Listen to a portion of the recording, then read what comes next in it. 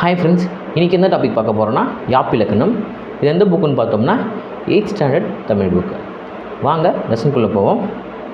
முதல்ல இந்த யாப்பிலக்கணம் என்பதற்கான பொருள் பார்ப்போம். பாவலர்கள் தம் உள்ளத்தில் தோன்றும் உயர்ந்த கருத்துக்களை பாடல்களாக படைக்கின்றனர்.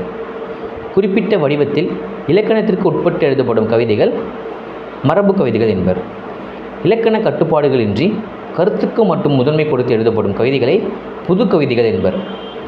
இலக்கணத்துக்கு உட்பட்டு எழுதப்படும் கவிதைகள் மரபு கவிதைகள். இலக்கண கட்டுப்பாடுகளின்றி கருத்துக்கு மட்டும் முதன்மை கொடுத்து எழுதப்படும் கவிதைகள் தான் புது கவிதைகள். மரபு கவிதைகள் எழுதுவதற்கான, அதாவது மரபு கவிதைனா இலக்கணத்திற்கு உட்பட்டு எழுதப்படும் கவிதை.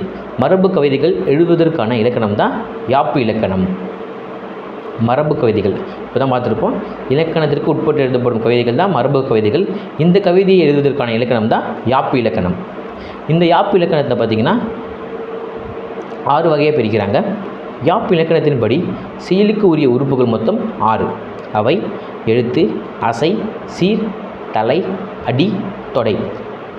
முதல்ல எழுத்து. யாப்பு இலக்கணத்தின்படி எழுத்துக்களை 3ஆக பிரிப்பர். முதல்ல குறில், அடுத்தது நெடில், அடுத்தது ஒற்று. குறில் 2ஆக பிரிக்கலாம். ஒன்று உயிர்குறில், மற்றொன்று உயிர்மை குறில். நெடிலும் அப்படி தான், உயிர் நெடில், உயிர்மை நெடில். ஒற்று பார்த்திங்கன்னா மெய்யெழுத்து, ஆயுத எழுத்து. இதுதான் எழுத்து. இந்த எழுத்தை 3ஆக பிரிக்கிறாங்க. குறில், நெடில், ஒற்று.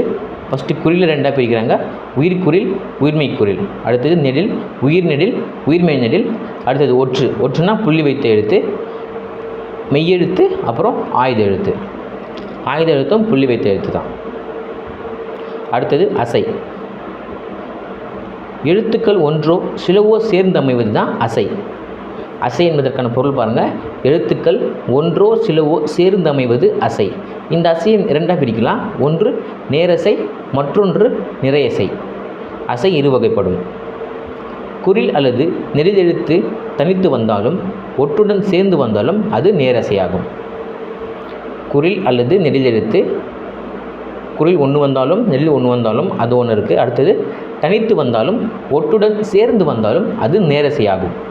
எடுத்துக்காட்டு பார்த்தோம்னா நான், இங்கே ஒரு குறில் வந்திருக்கு. அடுத்தது நம், ஒரு குறில் ப்ளஸ் ஒரு ஒற்று. அடுத்தது நா, இது ஒரு நெடில் வந்திருக்கு. அடுத்தது நாம், ஒரு நெடில் ப்ளஸ் ஒரு ஒற்று. இந்த மாதிரி வருவதெல்லாம் நேரசை. அடுத்தது 2 குறில் எழுத்துக்கள் அல்லது குறில் நெடில் எழுத்துக்கள் இணைந்து வந்தாலும் அவற்றுடன் ஒற்றெழுத்து சேர்ந்து வந்தாலும் அது நிறையசையாகும். எடுத்துக்காட்டு பார்ப்போம். கடை, இது 2 குறில். அடுத்தது கடல், இது 2 குறில் ப்ளஸ் ஒரு ஒற்று. அடுத்தது கடா, ஒரு குறில் ஒரு நெடில். அடுத்தது கடாம், ஒரு குறில் ஒரு நெடில் ப்ளஸ் ஒரு ஒற்று. இதெல்லாம் நிறையசை. அடுத்தது சீர். ஓர் அசையோ ஒன்றுக்கு மேற்பட்ட அசைகளோ சேர்ந்து அமைவது தான் சீர். ஓர் அசையோ ஒன்றுக்கு மேற்பட்ட அசையோ சேர்ந்து அமைவது சீர் எனப்படும். சீர்களை ஓரசை சீர், ஈரசை சீர், மூவசை சீர், நாலசை சீர் என வகைப்படுத்துவர். சீரை 4 வகைப்படுத்துகிறாங்க. அதுதான் ஓரசை சீர், ஈரசை சீர், மூவசை சீர், நாலசை சீர். அடுத்தது தலை. சீர்கள் ஒன்றோடு ஒன்று பொருந்துவதை தலை என்பர். சீர்கள் ஒன்றோடு ஒன்று இணைவது தான் தலை. முதல் சீரின் இறுதியிலும் வரும் சீரின் முதலிலும் உள்ள அசைகள் எவ்வகை அசைகள் என்பதன் அடிப்படையில் தலைகள் 7 வகைப்படுமா. முதல் சீரின் இறுதியிலும் வரும் சீரின் முதலிலும் உள்ள அசைகள் எவ்வகை அசைகள் என்பதன் அடிப்படையில் தான் தலைகள் 7 வகைப்படும். அடுத்தது அடி. 2 அல்லது 2க்கு மேற்பட்ட சீர்களை கொண்டு அமைவது அடியாகும்.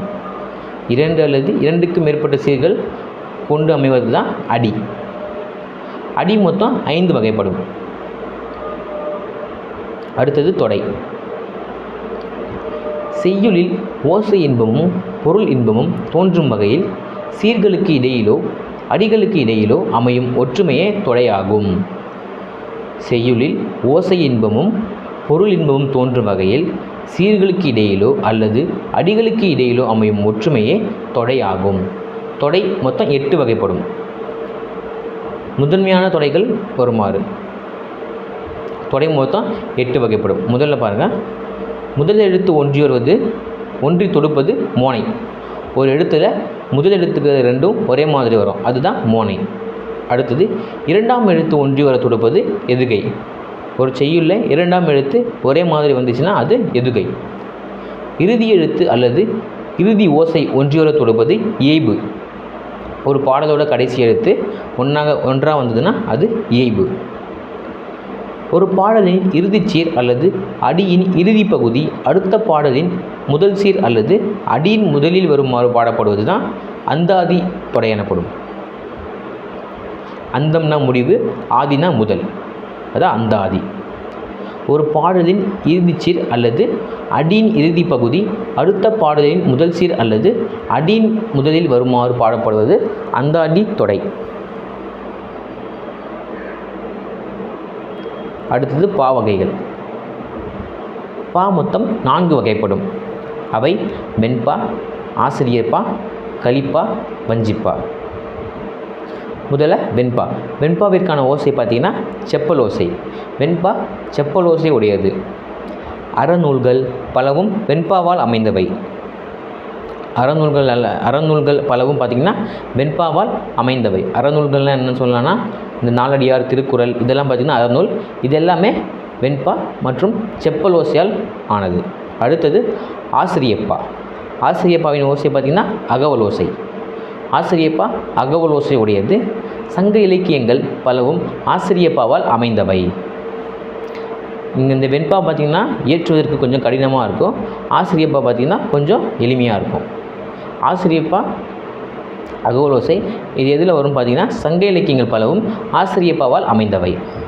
அடுத்தது கலிப்பா. கலிப்பா துள்ளல் ஓசை உடையது.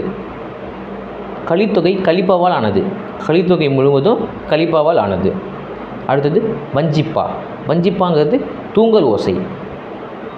வெண்பா செப்பல் ஓசை, ஆசிரியப்பா அகவல் ஓசை, கலிப்பா துள்ளல் ஓசை, வஞ்சிப்பாங்கிறது தூங்கல் ஓசை. இதுதான் பாவோட வகைகள். இதோட லெசன் முடியுது. தேங்க்யூ.